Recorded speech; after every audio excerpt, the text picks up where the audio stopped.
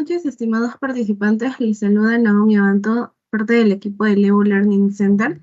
Agradecemos de antemano su participación en esta nueva edición de nuestros webinars. Bueno, el primer webinar se puede decir del 2025, así que agradecemos su participación y su presencia en esta nueva edición. Vamos a dar inicio ya para poder continuar con el tema del día de hoy. Así que bueno, vamos a dar inicio a este nuevo webinar sobre Machine Learning para el análisis de datos con árboles de decisión, con nuestro ponente Brian Aguirre, quien es Data Scientist, y también quien está sumándose como parte de Leo, siendo nuestro docente especialista en Python. Muy bien, nuestro docente es ingeniero estadístico por la Universidad Nacional de Ingeniería y magíster en análisis y visualización de datos masivos por la Universidad Internacional de La Rioja. Labora en el área de ingeniería del Banco BBVA. Además, fue analista en el área de riesgos del Banco Interbank y actualmente labora como Model Risk Validator Data Scientist en el Banco de Crédito del Perú. Buenas noches, Brian, ¿qué tal? ¿Cómo está? Bueno, ya podemos dar inicio en todo caso con la explicación del tema. Me- Ok, buenazo. Gracias, Naomi. Entonces, paso a proyectar. Genial, muchísimas gracias. Ok, voy a dejar de compartir para que usted pueda iniciar. Vale. Listo. El día de hoy vamos a tocar el tema de árboles de decisión, ¿sí? Pero en primer lugar es definir qué cosa es un árbol de decisión, ¿no? Y para poder responder a ello, como algo solamente introductorio, es que es un algoritmo recursivo e iterativo, ¿no? En donde cada iteración selecciona una combinación de variable valor que reduce la entropía por medio del cálculo de probabilidades condicionales. Hasta ahorita no quiero que entiendan esto, más adelante lo vamos a entender, pero lo importante que quiero que se lleven de aquí es de que este algoritmo, su raíz es las probabilidades condicionales. Entonces, ¿cómo es la fórmula de una probabilidad condicional? Es de esta manera: la probabilidad de que suceda el evento A, dado que el evento B ya ha sucedido, se calcula de la siguiente manera. Es la probabilidad de que ocurran ambos eventos sobre la probabilidad de que ocurra el evento B. De esta forma, esta es la forma o la fórmula que utiliza el árbol de decisión para poder clasificar, ¿no?, las clases. Como un ejemplito nada más sobre cómo se leería esto, es la probabilidad de que la categoría sea A, dado que el sexo es masculino. Y aquí es la probabilidad de que la categoría sea B, dado que el sexo es femenino y el estado civil soltero. De estas láminas, solo quiero que se lleven esta parte, nada más, la de probabilidad condicional, porque es lo que vamos a usar para poder explicar el algoritmo. Genial. Bien, ahora vamos primero a hacer como un ejemplo. Supongamos que queremos predecir las categorías de unos atletas, ¿sí? Tenemos tres categorías: la categoría A, la categoría B y la categoría C. Entonces tenemos tres categorías y queremos predecir la categoría de un atleta en base a su sexo, en base a su estado civil, la edad y estatura. Entonces, aquí, ¿qué es lo que va a hacer el árbol? El árbol lo primero que va a hacer es encontrar la mejor variable de todas. Y por el momento créanme que la mejor variable es el sexo, ¿sí? Y el árbol, una vez selecciona la mejor variable, ¿no?, lo que va a hacer es un conteo, unas frecuencias. Por ejemplo, como estamos ante la variable de sexo, solamente hay dos clases. Está masculino y está el femenino. Entonces, voy a hacer una tablita para las mujeres, ¿no? Acá está una tablita para las mujeres. Y voy a hacer una tablita para los varones, ¿no? Femenino y masculino. Listo. Entonces, ¿qué es lo que va a hacer a continuación el modelo? Lo que va a hacer es, oye, primero, ¿cuántas mujeres, no? Si yo quiero, para las tablas de las mujeres, ¿cuántas mujeres hay? Están las que son del sexo femenino, está sombreado en amarillo, son 4. ¿Y cuántas de estas mujeres pertenecen a la categoría A? vemos que solamente uno, ¿no? Porque esta no, esta sí y esta no. Un cuarto. De la misma manera, hay Primero, 4 mujeres, ¿cuántas pertenecen a la categoría B? ¿No? Cuento. 1, 2, 2. Y finalmente, ¿cuántas pertenecen a la categoría C? Solamente queda una, ¿no? Entonces, las frecuencias serían esto, ¿no? Para la categoría A, un 25%, para la categoría B, un 50%, y finalmente para la categoría C, un 25%. Hacemos lo mismo con el sexo masculino. ¿Cuántos hombres hay, no? Notamos que acá hay 2, 3, 4, 5, 6, 7, 8. 8. ¿Cuántos pertenecen a la categoría A? Pertenecen 7. A la categoría B, 0. En la categoría C, 1. Por lo tanto, en los masculinos, los que pertenecen a la categoría A es el 87%, a la categoría B es el 0% y la categoría C es el 13%. Ahora, el árbol, qué es lo que va a señalar? Lo que va a señalar es a la máxima probabilidad. ¿Por qué? Porque a más probabilidad ese es un evento más seguro, ¿no? Por ejemplo, si nosotros vemos esta tabla, la máxima probabilidad que obtiene en la tabla las mujeres es del 50%. Y un 50% de probabilidad es como arrojar una moneda al aire, ¿verdad? El error sería muy grande, ¿no? Si su máxima probabilidad es 50%, el error es lo restante, sería un 50%, entonces es mucho error. Pero si notamos aquí en esta tabla, vemos de que en los varones, la categoría A tiene un 87%. Por lo tanto, el árbol lo que va a seleccionar es al sexo masculino, la categoría A. ¿Cómo se va armando? El árbol se va armando de la siguiente manera. La primera variable importante resultó ser el sexo. ¿Y qué va a pasar? Cuando hay dos opciones, ¿no? Que sea masculino o que sea femenino. Oye, si es masculino, hay un 87% de que pertenezca a la categoría A, ¿no? Por lo tanto, yo le voy a asignar, ¿no? Yo le voy a asignar a los varones la categoría A y voy a tener una probabilidad de acierto del 87%. El otro 13 es mi error, ¿no? Los modelos no son perfectos, entonces siempre va a haber un error en los modelos. Pero, ¿qué pasa, profe, y qué pasa si es femenino? Una consulta, si es femenino, yo le podría dar la categoría B. ¿Ustedes qué dicen?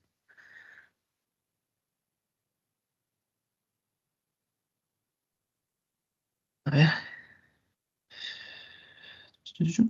Ustedes no deberían darle la categoría, ¿por qué? Porque al final el 50%, ¿no? Tienes un 50% de éxito, entonces lo demás sería error y es un error muy grande. ¿De acuerdo? Genial. Ahora, ya habíamos dicho que si es masculino, le vamos a asignar al valor a la categoría A. Pero si es femenino, como hay mucha entropía, ¿de acuerdo? Y después vamos a ver qué es eso de entropía. Tenemos que seleccionar una variable, ¿de acuerdo? Para el caso de las mujeres. Entonces, yo voy a buscar otra variable, ¿de acuerdo? Y supongamos que sea estado civil, ¿sí? Si es estado civil, ¿no? Ahora, yo ya estoy tratando con mujeres, ¿no? Por eso hago dos tablitas, uno para las mujeres, ¿no? Femenino, femenino, y luego le estoy agregando la categoría de estado civil. ¿Cuántas clases hay? Hay soltero y casado. Por lo tanto, acá le coloco soltero, casado, y calculo nuevamente las frecuencias. Aquí me da que la categoría B tiene un 100%. Y aquí, en este caso, para los casados, tiene un máximo de 50%. Por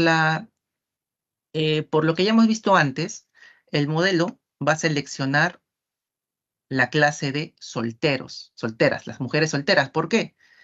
Porque tiene una probabilidad muy grande, mientras que aquí sus probabilidades son pequeñas. Entonces, finalmente, miren cómo se va agrandando el árbol, ¿no? ¿Y profe, cómo puedo yo leer esto? ¿No? Imaginemos de que de que a nosotros nos pide clasificar a los deportistas. Entonces, si esa es la misión, poder clasificar a los deportistas, si tú ves un hombre, ¿no? Si tú ves uno de sexo masculino, tú inmediatamente vas a decir que pertenece a la categoría A, ¿sí? Listo. ¿En cuánto te puedes equivocar? En un 13%. No hay problema.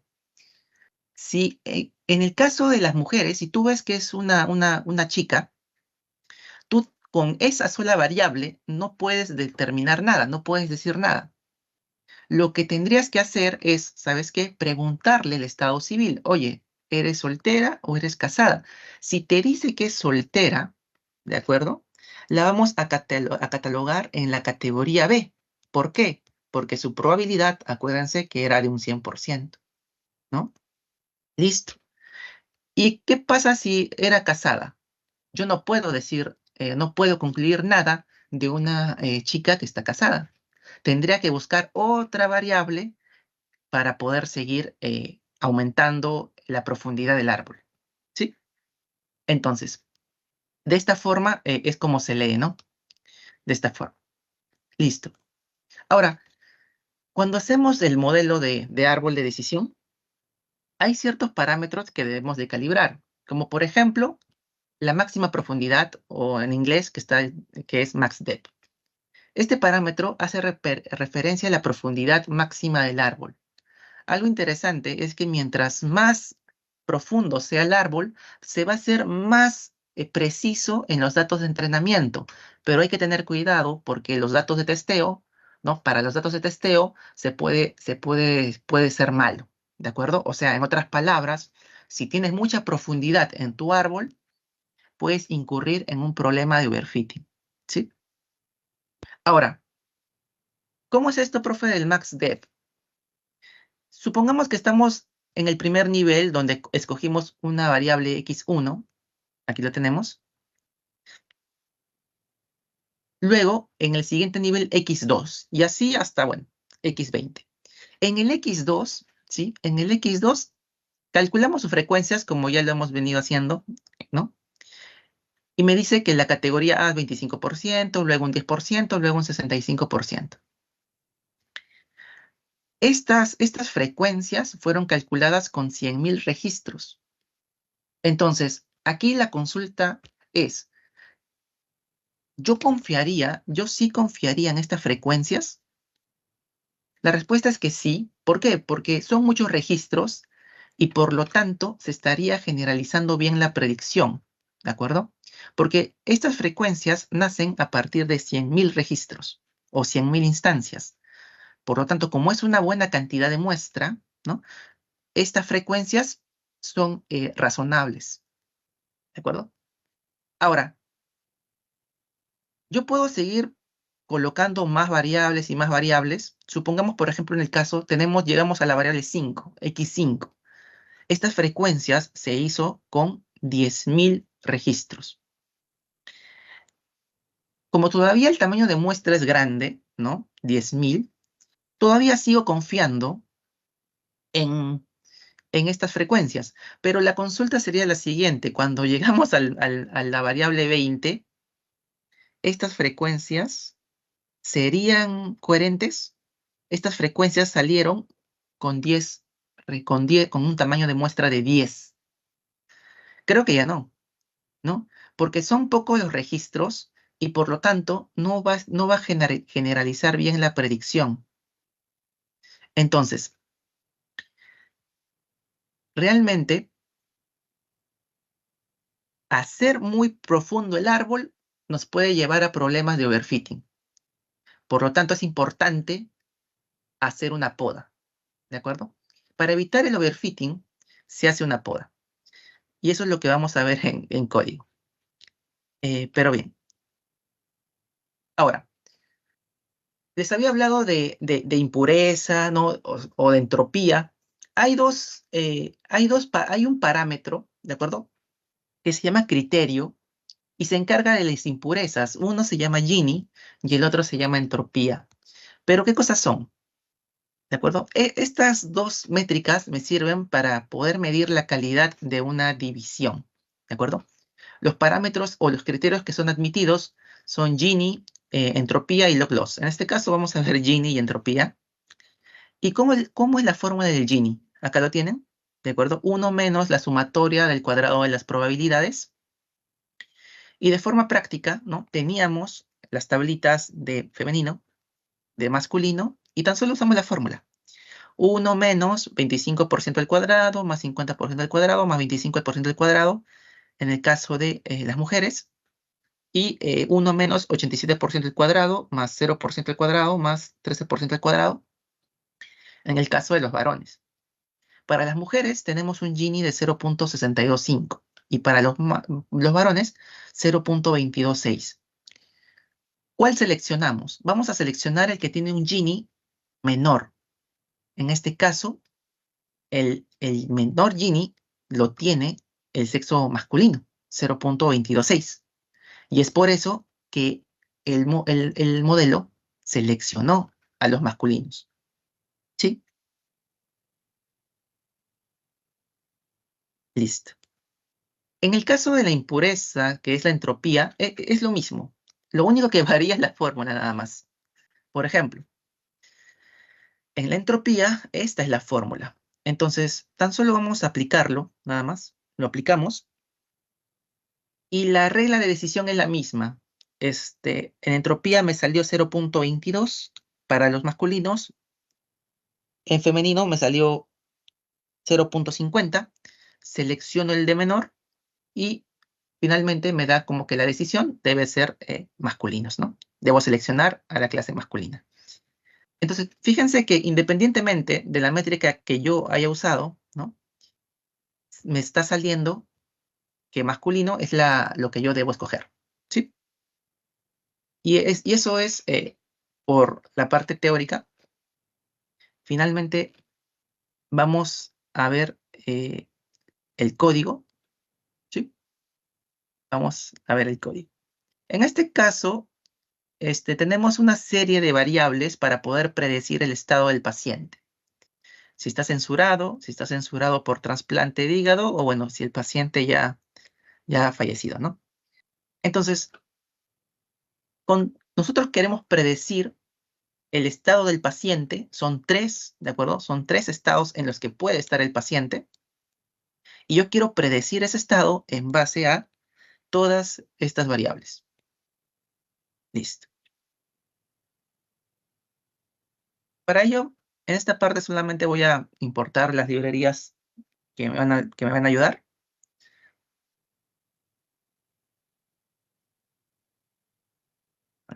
Listo.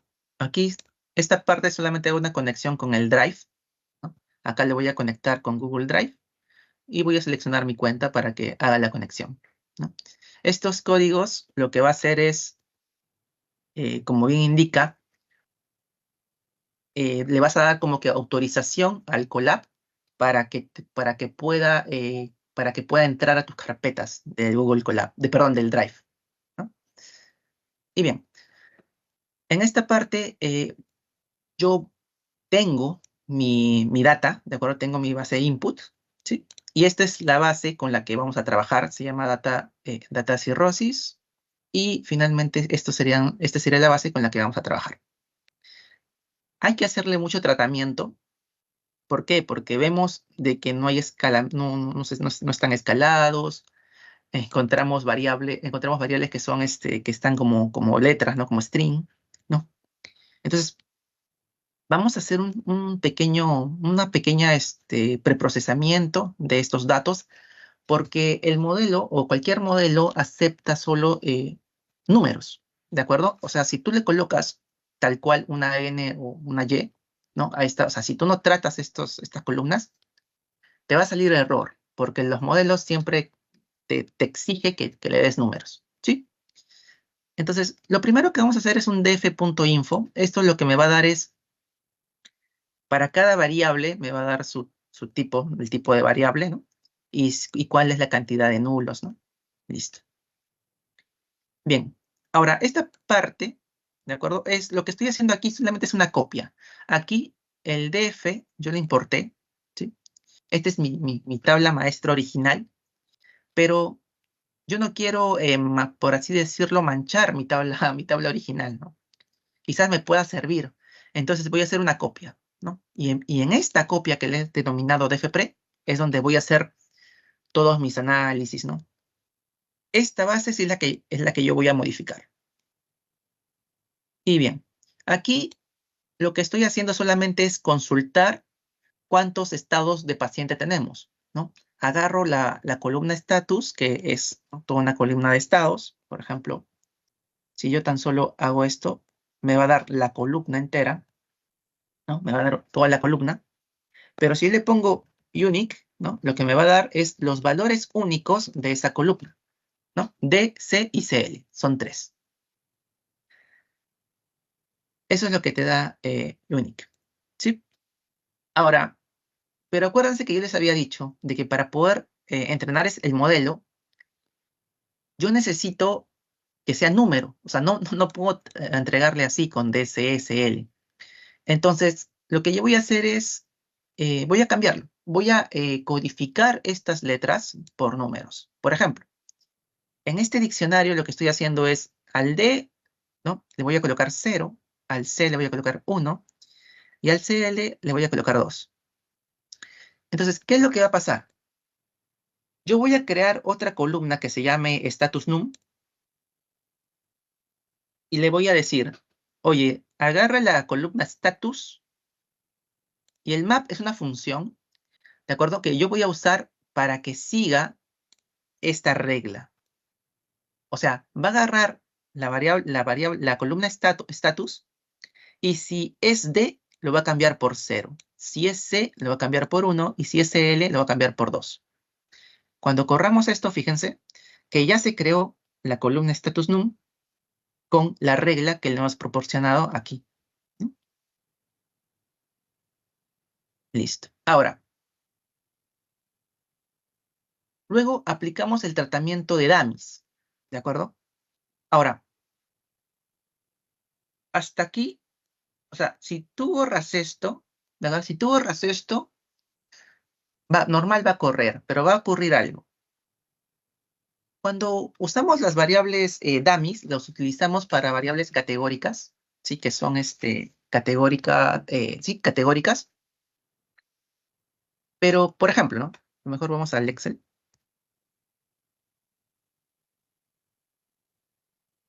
Listo. Por ejemplo, tenemos una variable categórica que sea el sexo, por ejemplo. Tenemos femenino, masculino, femenino podemos tener, ¿no? Y masculino, supongamos. Entonces, supongamos que esta sea mi columna, ¿no? Mi columna de la variable. ¿Qué es lo que va a hacer, qué es lo que va a hacer getDummies? GetDummies lo que va a hacer es damizar esta columna. ¿Cómo damiza? Va a crear la misma cantidad de columnas por cada clase tenga la variable. La variable de sexo tiene solamente 2 clases, femenino, masculino. Entonces va a crear una columna de sexo femenino y otra columna de sexo masculino. Listo. Entonces, ¿cómo funciona la dummy? La dummy lo que va a hacer es, en la columna, por ejemplo, en el sexo femenino, si es femenino, le va a dar el valor de 1. Caso contrario, le va a dar el valor de 0. Oye, ¿es femenino? Sí, 1. ¿Es femenino? Sí, 1. Femenino, no. Por lo tanto es 0. Femenino sí, 1. Femenino no, 0. Y para el caso de los varones, lo mismo. Si es varón, le va a dar 1. Si es mujer, le va a dar 0. Oye, ¿es masculino? No. Por lo tanto, 0, 0, 1, 0 y 1. Eso es lo que va a hacer las variables dummies, ¿de acuerdo? Pero si yo borrara esto, ¿no? Si lo dejara así tal cual, nada más, ¿de acuerdo? Lo que va a hacer es esto, le va a crear 2 variables dummies. Pero ocurre algo, que no necesitas las 2. Tú no necesitas las 2 variables dummy para tener toda la información completa. ¿Cómo así, profe? Claro, Porque hemos dicho, tan solo mira, agarra la columna del sexo femenino. Si es 1, es femenino, ¿no? Y si es 0, masculino. Oye, esta columna de sexo femenino me da la doble información, si es masculino o si es femenino.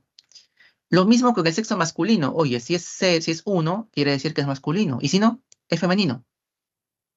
Entonces, si se dan cuenta, realmente no necesitas usar las dos columnas.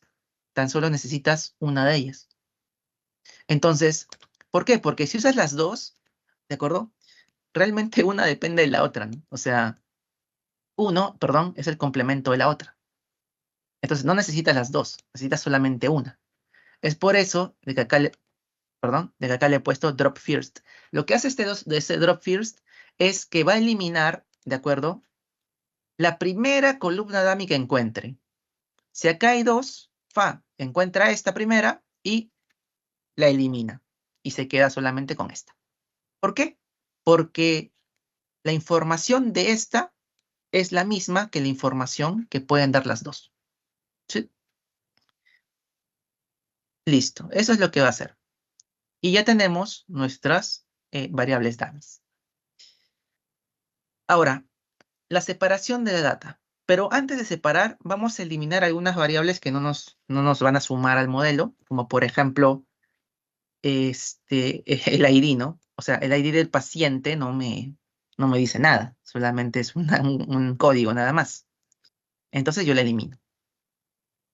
Y aquí voy a separar en dos, mis variables explicativas y mi variable target, ¿no? Mi variable target es el de status, num, ¿no? Y finalmente mis variables explicativas serán todas, pero menos el status num. Por eso es que acá yo le coloco un drop. ¿Sabes qué? Para X son todas, pero le elimino, drop, el status num. Listo. Entonces, en esta X van a estar todas mis variables explicativas, y en mi variable Y, bueno, va a estar el target, ¿no? Que sería el status num. Ahora sí vamos a separar la data. Cuando hagamos un modelo, nosotros tenemos que hacer lo siguiente. Separar la data en dos, o algunos lo hacen en tres incluso, pero en este caso vamos a hacerlo en dos, que es una data de entrenamiento y una data de testeo. Con la data de entrenamiento lo que vamos a hacer es hacer el modelo, y con la data de testeo vamos a comprobar si el modelo está bien. ¿Sí? Entonces,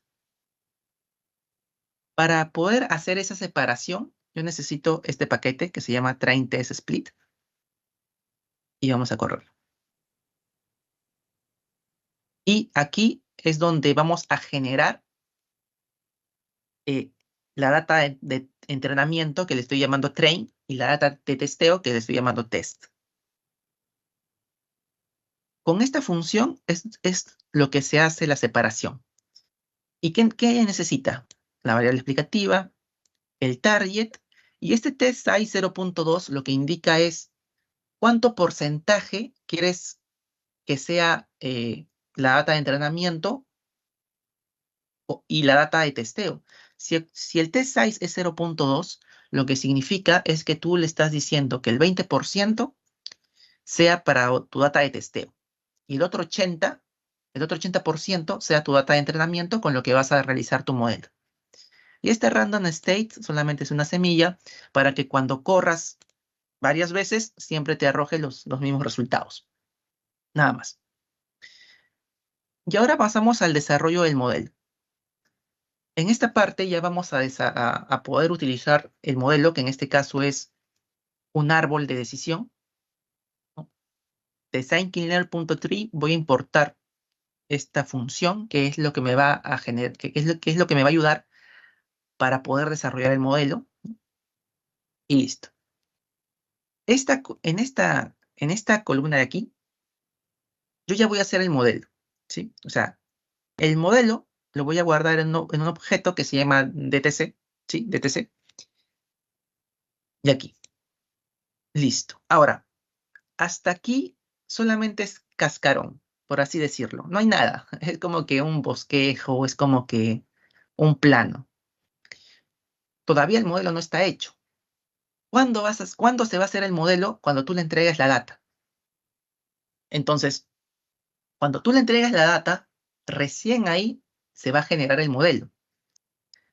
Y para tú entregarle la data necesitas el fit, ¿de acuerdo? Fit, que es de entrenar, ¿no?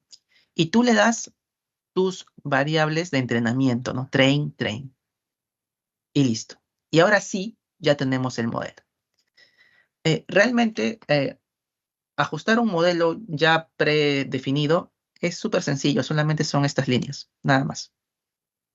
Lo que más demora es analizar la data, ¿de acuerdo? Porque acá falta todavía hacer un análisis de valores atípicos, missings, limpieza de datos, falta, ¿no? Que se supone que esos pasos ya lo has tenido que hacer antes del modelamiento, ¿no? Bien, ahora, si nosotros vamos a ver la matriz de confusión. ¿Qué es la matriz de confusión? Lo que pasa es de que nosotros, ¿de acuerdo? Tenemos nuestras variables reales, ¿no? Cuando nosotros tenemos un problema de clasificación, tenemos nuestros y reales, ¿no? Y luego tenemos nuestros y predichos. ¿Listo? O sea, estos y's deben de acercarse a estos y's reales. Estos y predichos deben acercarse a estos y reales. Por ejemplo, supongamos de que el paciente, ¿no? El paciente número, no sé, este número, ¿no? Haya sido D, ¿sí? El otro paciente de este número haya sido, no sé, C, y este paciente número tal haya sido otra vez C, y este otro número, ¿no? Haya sido D o CL. Estos son los valores reales de tus pacientes. Tienes un paciente en D, tienes dos pacientes en C, y tienes un paciente en CL. Estos son los valores reales, lo que tú obtienes de tu data. Pero cuando tú generas un modelo, puedes predecir. O sea, vas a tener tus Y predichos. Por ejemplo, si acá tienes un D, acertaste, ¿no? Porque tú predijiste que el paciente era D y realmente es D, ¿sí? Quizás acá también predijiste C, ¿no? Entonces está bien. Tú dijiste que era C y realmente era C. Pero quizás acá tú predijiste que era CL. Oh, y acá te equivocaste, ¿no? Y acá predijiste que era D, también te equivocaste. Y es normal, ¿de acuerdo? Realmente, bueno, cualquier modelo va a tener un error, va a tener error. Lo importante es que tenemos que reducir ese error lo más que se pueda. Pero esta tabla de confusión, ¿de acuerdo? La tabla de confusión lo que nos da es lo siguiente. Acá en esta parte están los valores reales y en esta parte están los valores predichos. Por lo tanto, yo predije que 333 pacientes eran D y realmente estaban en el estado D. Acá yo acerté, ¿no? Aquí yo predije que era clase C y realmente era clase C. Acá también estoy bien. Y aquí también estoy bien. Yo predije que 11 eran CL y realmente eran CL. En otras palabras, en la matriz de confusión, la diagonal principal son mis aciertos y lo demás son mis errores.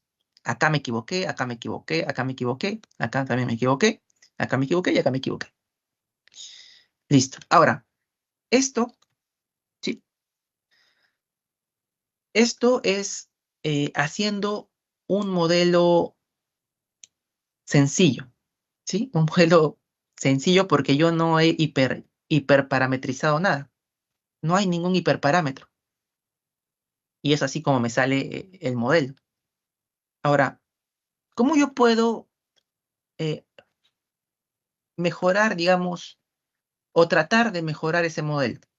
Existe una herramienta que se llama Grid Search, ¿de acuerdo? Y acá están, bueno.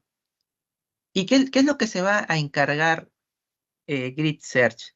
Lo que va a hacer es, tú le vas a dar una malla de hiperparámetros del modelo Y el grid search lo que va a hacer es que va a generar un modelo con varias combinaciones de hiperparámetros. Y al final te va a botar el mejor modelo, ¿sí?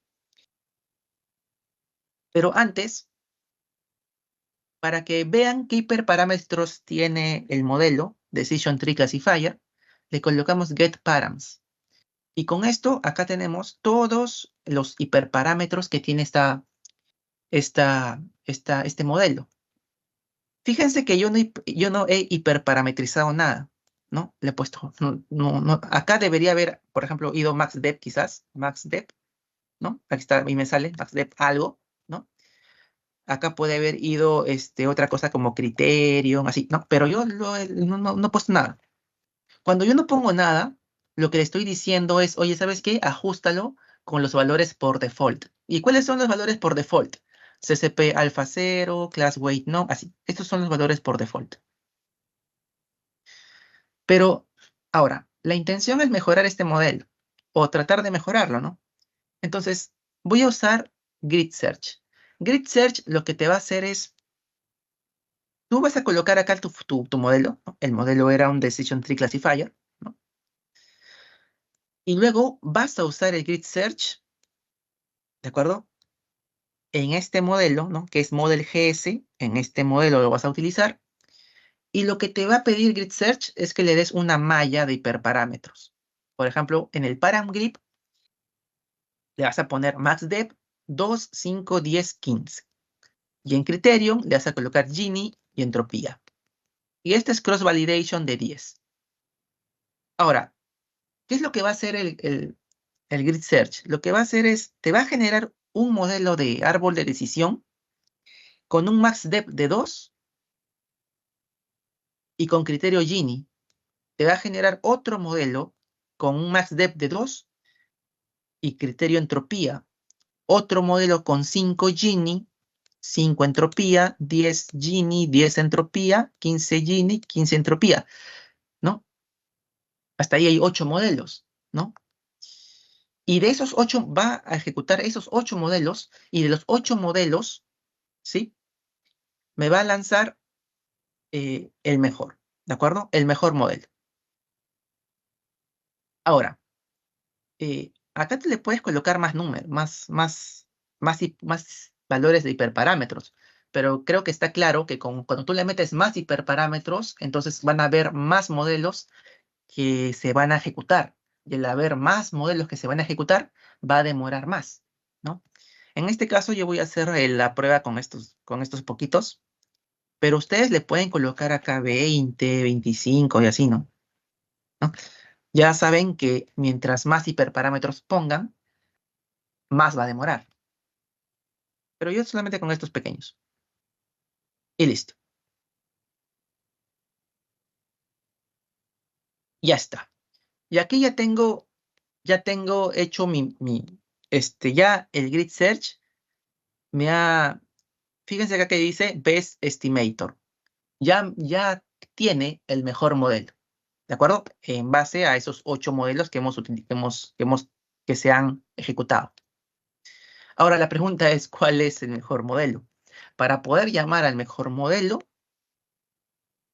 colocamos el objeto donde se guardó Grid Search, que es GSDT, ¿no? Y le colocamos Best Estimator. Y fíjense, acá me sale que el mejor modelo es aquel que tiene un criterio de entropía y una profundidad máxima de 5. Entonces, como yo ya tengo los hiperparámetros, ¿no? Los mejores hiperparámetros, ¿no? De 8 modelos, yo los coloco. Voy a generar otra vez mi modelo, Decision Tree Classifier, pero ya no lo voy a colocar sin nada como aquí, porque ahora yo conozco los mejores hiperparámetros. Voy a colocarle MaxDep 5, porque es lo que me indica aquí, y el criterio entropía. Listo. Y finalmente acá voy a entrenar el modelo. Listo. Y voy a generar mi matriz de confusión. Listo. Y esta sería la matriz de confusión con unos hiperparámetros ya optimizados. Y aquí podemos ver las métricas. Aquí están las métricas, precisión, recall, F1 score, pero ¿qué cosas son estos? Vamos a ver un poquito de aquí los árboles de decisión. Árboles de decisión. Ya, perdón, esto no es. Árboles de decisión. Matriz de confusión. Vamos a ver aquí la matriz de confusión. ¿De acuerdo? La matriz de confusión. ¿Qué cosa es? Como les había comentado, comparamos los valores predichos con los valores reales. Entonces, por un lado está la observación, los valores reales, y por otro está la predicción. ¿Sí? Ahora, acá tenemos, por ejemplo, en observación podemos tener casos positivos, casos negativos, y en la predicción también. Si tenemos, sin lo real tenemos positivos o negativos, en la predicción también vamos a tener predicciones positivas y predicciones negativas. Para que se entienda mejor, no sé si creo que en la época de pandemia usaban mucho el término de falso positivo, ¿no? Oye, salió falso positivo. Oye, ¿qué es eso? ¿No? Entonces, para entenderlo, vamos a tener que entender este cuadrito. Si realmente era, mira, aquí yo, en este cuadro se están los verdaderos positivos. ¿Qué cosas son? Son aquellos que que mi modelo predijo que eran positivos y realmente son positivos. ¿De acuerdo? Mi modelo predijo que era positivo y realmente es positivo. O sea, acá no me equivoqué, acá le acerté. ¿Qué son verdaderos negativos? Son cuando con mi modelo yo predije que era negativo y realmente era negativo. Oye, acá también le acerté. Pero, ¿qué son los falsos negativos? Los falsos negativos son cuando mi modelo dice que era negativo, pero en verdad era positivo. Esos son falsos negativos y acá me equivoqué. Y finalmente, ¿qué son los falsos positivos? Es cuando yo dije, ¿no? Que cuando mi modelo me dijo que era positivo, pero realmente era negativo. En otras palabras, el COVID, que era un falso positivo, era cuando le decían que tenía COVID, cuando realmente no lo tenía. ¿De acuerdo? Entonces, este cuadrito o esta matriz de confusión, ¿para qué lo utilizamos? Para calcular ciertas métricas. Por ejemplo, la accuracy, que representa la exactitud, que es el porcentaje de predicciones correctas. La precisión, que responde a la pregunta ¿qué proporción de identificaciones positivas fue correcta? La precisión, o sea, el accuracy se basa o se calcula en cuánto es el porcentaje de acierto. Por ejemplo, aquí, si sumamos verdaderos positivos más verdaderos negativos, que son mis aciertos, y lo divido entre la cantidad total de positivos negativos. Eso sería mi accuracy. Es yo, cuánto por ciento yo acerté, ¿no? La precisión eh, se, se, la precisión más se centra en las predicciones, ¿no? En esta fila de acá, en esta columna de acá, valor positivo, verdadero positivo, entre todo esto de acá. El recall o sensibilidad se presenta en los observados. Valores positivos entre todo esto de aquí. Y el F1 score solamente es una métrica, una media armónica de la precisión y el recall. Lo interesante del F1 score es de que, como es una media de estos dos, es una métrica que evalúa las dos al mismo tiempo. Y mientras más cercano a 100% esté, mucho mejor. ¿Sí? Si el F1 score es 89%, 90%, el modelo es muy bueno. ¿Sí? Igual con los casos de aquí, ¿no? Igual con precisión. Siempre tenemos que estar, o siempre buscamos que nuestro modelo se acerque en precisión al 100%, en recall también al 100%, que esté lo más cercano posible. Listo.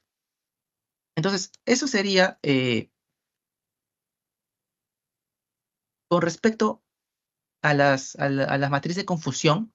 Acá tenemos la matriz de confusión, pero nos falta calcular sus métricas, ¿no? Entonces, ya existe un paquete que ya directamente te hace los cálculos. Y acá está las métricas, ¿no? Este support solamente viene a ser la cantidad de muestra, nada más. La cantidad de muestra que tiene cada clase. Por ejemplo, el C tiene 538 de muestra, no, el D, el CL 997 y el D 46. Pero fíjense que aquí tenemos un 66% acá está, de precisión, ¿sí? De precisión y estamos, ¿no? Este, por ejemplo, es la precisión del D. Está con DCCL. Esta es la precisión del D, ¿de acuerdo? ¿Qué quiere decir precisión? De que tú has de 100 pacientes, ¿no? De 100 pacientes que estaban en estado D, tú predijiste correctamente 66, ¿no? Eso quiere decir. O sea, ¿en cuánto te equivocaste? En 34, ¿no? En 34 pacientes, ¿no? Este viene a ser del C, ¿de acuerdo? Del C. ¿Qué quiere decir? Mira, tiene una precisión del 80%. Quiere decir de que de 100 casos, ¿no?, que te han presentado, ¿no?, tú acertaste 80, o sea, 20 te equivocaste, ¿no? 20 tú dijiste que eran C, pero no lo eran, ¿no? Y aquí, este es el CL, 18%. O sea, tu modelo no está prediciendo bien los casos de CL. Ahora, ¿por qué no predice bien? ¿Por qué? Porque uno puede ser que no sean los hiperparámetros correctos. Puede ser. Acá sería quizás agrandar la malla, ¿no? Agrandar más hiperparámetros, ¿no? No sé. Y buscar un nuevo modelo, ¿no? Una nueva configuración de hiperparámetros y obtener un mejor modelo. Pero sobre todo, se puede deber al tamaño de muestra. Fíjense que para D y CL, fíjense que el tamaño de muestra ¿no? Está bien, 538, 997, pero para el tamaño de CL es 46 nada más. Entonces, al parecer se debe a que como el modelo está recogiendo poca información de esa clase, entonces como tiene poca información es más difícil poder predecirla, ¿no? Pero este modelo, como estamos viendo, es muy preciso para detectar a los pacientes con categoría, en este caso C. El recall, ¿qué es lo que hace? El recall es como que identifica. Ya se centra en los valores reales. Por ejemplo, 0.61, ¿qué quiere decir? Que tú identificaste el 61% de los casos reales, ¿no? Tú los identificaste bien, el 61. Pero el otro 39 no lo lograste identificar. Tú identificaste bien a un 81%, o sea, ya pone 82 redondeando. Identificaste bien a 82 pacientes que eran de C.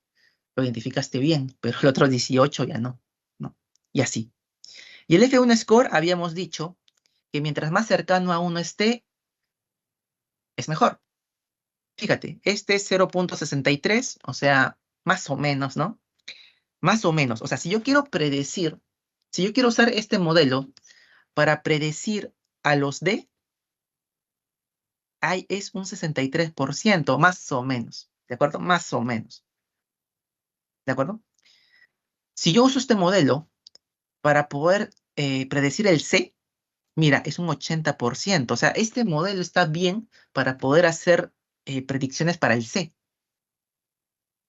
Pero en el caso, si yo quiero saber el caso del CL, ahí sí, no puedo saber. Realmente el modelo es muy pobre, ¿no? Para estos casos de CL. Porque tan solo un 20% nada más, ¿no? Tan solo es un 20%. Bien. eh, Ahora, finalmente, de forma rápida, les voy a dar una poda de árbol, ¿de acuerdo? Para evitar el overfitting, tenemos podas, ¿de acuerdo? Y voy a explicar de la siguiente manera. Cuando realmente el árbol de decisión es también son reglas de clasificación. Realmente el árbol de decisión internamente tiene esto, ¿de acuerdo? Tiene todo esto. Oye, si cumple esto, le das la clase uno. Si cumple esto, le das la clase tal. La clase tal. Si cumple esto, así. O sea, el árbol de decisión internamente tiene esto, ¿sí? Si lo quieres ver de forma gráfica, acá está. Este es el árbol ¿no? Que se ha generado. Yo no le voy a correr porque demora un poquito. Pero acá si se ven es un arbolazo. Entonces, claramente, ¿no? Creo que va a tener overfitting, ¿no? Va a tener. ¿Por qué? Porque no está generalizando, no es generalizable esto, ¿no? Es muy grande. Entonces, ¿qué es lo que hace ¿no? ¿No? Entonces, listo. Ahora, aquí, cuando no le colocamos hiperparámetros, cuando nosotros no colocamos hiperparámetros, fíjense que el árbol termina y clasifica todos de manera correcta. Fíjense aquí, ¿no? Si vemos, si vemos la diagonal principal, todos son aciertos y no error, y fíjense, no hay error. Pero cuando hacemos esto fíjense, todo uno, todo 100%. Pero esto es para los datos de entrenamiento. Si los queremos hacer para los datos de testeo, acá ya empieza a haber los errores, ¿no? Entonces, ese modelo obviamente está overfiteado, ¿de acuerdo? Y realmente sus métricas son estas.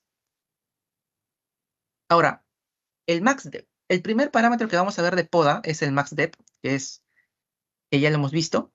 Fíjense, yo aquí, si no le coloco nada, me va a salir este árbol grande, ¿de acuerdo? Porque no le he colocado nada, va a salir este árbol grande. Pero tan solo le voy a colocar ese hiperparámetro. Y fíjense que tan solo con este hiperparámetro que yo he colocado, el árbol se poda, ya está más chiquito. ¿Y qué hace? Que es un más depth de 6. ¿Qué quiere decir eso, profe? Profundidad 6.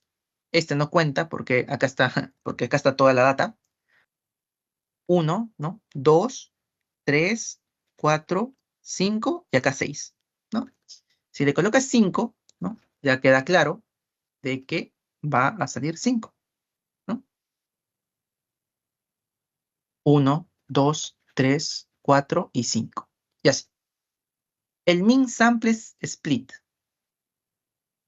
Lo que hace esto es de que, el árbol, por ejemplo, ¿no? De que se tenga por lo menos 3000 de muestra para poder seguir construyendo el árbol. Por ejemplo, este tiene 6324 de muestra. Yo le he dicho que para mí mínimo debería tener 3000. Ah, ya, como sí lo tiene, sigue creciendo. Sigue creciendo para acá, sigue creciendo para acá. Aquí tiene 4206. Oye, si sigue teniendo los 3000 de muestra, sigue teniendo. Entonces sigue creciendo, ¿no? Y así. Fíjate que acá ya no crece. Ya no se va hacia abajo. ¿Por qué? Porque ya no tiene porque solo tiene 232 de muestra. No cumple con los 3000 que es requerido, ¿no? Y lo mismo, este es otro parámetro de poda, ¿no? Que fíjense que este era el árbol grandazo sin nada, ¿no? Pero cuando usamos este hiperparámetro, fíjense, se ha convertido en esto. Y esto, obviamente, al ser más pequeño, va a generalizar mejor, ¿no? Que obviamente el árbol súper grande. Ahora, este min samples left se parece mucho, ¿de acuerdo? Se parece mucho al de aquí, pero es distinto. Varía en algo. En el caso de min samples left es lo mínimo, ¿de acuerdo? Lo mínimo que debe de tener cada, por así decirlo, cada cajita, ¿en verdad? ¿No? Cada cajita, ¿sí? En realidad estos son hojas y estos son nodos, ¿sí? Pero para decirle, es lo mínimo que debe tener cada cajita. Fíjense, yo estoy pidiendo mínimo 2000. Y si te das cuenta, en las cajitas mínimo tienen 2000 de muestra. Este tiene 6324 mayor a 2000, claro. Este tiene 4206. ¿Sí? ¿Hay una consulta? Ah, parece que no. Ok, este tiene 4206 mayor que 2000 y todos tienen mayor a que 2000. Y fíjense que también el árbol está podado. Y finalmente, el min samples node. Aquí tú decides cuántos nodos quieres como máximo. Como máximo. Tú has puesto 6, van a aparecer 6 nodos. O 6 hojas, mejor dicho. 6 hojas. ¿Cómo los cuento, profe? Son los que no crecen. Este de aquí crece, fíjate. Acá, acá. Este también crece, acá, acá. Pero este no crece, ¿no? Ah, ya este es 1. Acá hay otro. 2, 3, 4, 5, 6. 6. ¿No? Si tú le colocas 5, puedes contar todos, ¿no? 5. 1, 2, 3, 4, 5. Bien. Y realmente eso sería por el webinar. Espero que les haya servido. Acá tienen realmente bastante teoría para poder podar sus árboles, que realmente es muy importante para poder evitar un overfitting.